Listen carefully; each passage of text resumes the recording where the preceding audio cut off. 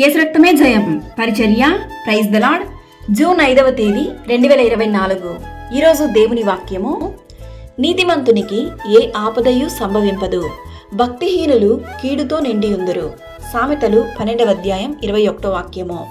అవును క్రీస్తునందు ప్రియులారా, నీతిమంతునికి కలుగు ఆపదలు అనేకములు, వాటి అన్నిట్లో నుండి యెహోవా వానిని విడిపించును. మరణ కాలమందు నీతిమంతునికి ఆశ్రయము కలదు. ఆయన తన రెక్కలతో నిన్ను కప్పును, ఆయన రెక్కల క్రింద నీకు ఆశ్రయము కలుగును. ఆయన సత్యము కేడమును డాలునై ఉన్నది. నీ భారము యెహోవా మీద మోపము, ఆయనే నిన్ను ఆదుకొనును. నీతిమంతులను ఆయన ఎన్నడూను కదలనీయడు.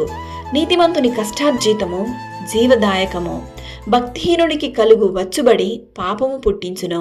ఈరోజు ఈ వాక్యం వింటున్న ప్రియ సహోదరి సహోదరులారా, ఎప్పుడైతే దేవుని యందు భయభక్తులు కలిగి జీవిస్తారో, నీతి నిజాయితీ పరిశుద్ధత కలిగి జీవిస్తారో, దేవుడు అట్టివారిని ఆశీర్వదించును.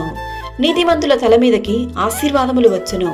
బలాత్కారము భక్తిహీనుని నోరు మూసివేయను. నీతిమంతునికి కలిగినది కొంచెమే అయినను బహుమంది భక్తిహీనుల కన్నా ధన సమృద్ధి కంటే శ్రేష్టము. ఈరోజు ఈ వాక్యం వింటున్న నీవు కూడా నీతిమంతునిగా జీవించినట్లయితే ఏ ఆపదయు ఏ అపాయమును నీకు సంభవింపదు. భక్తిహీనుల వలె ఉండినట్లయితే నీవు కీడుతో కూరుకుపోయి పాపపు జీవితంలో జీవించదవు. ఈరోజే మారు మనసు పొందుము. ఈరోజే నీవు గొప్ప మార్పును యేసయ్య కలుగజేయును గాక. దేవుడు నిన్ను ఆశీర్వదించి దీవించును గాక. ఆమేన్. God bless you.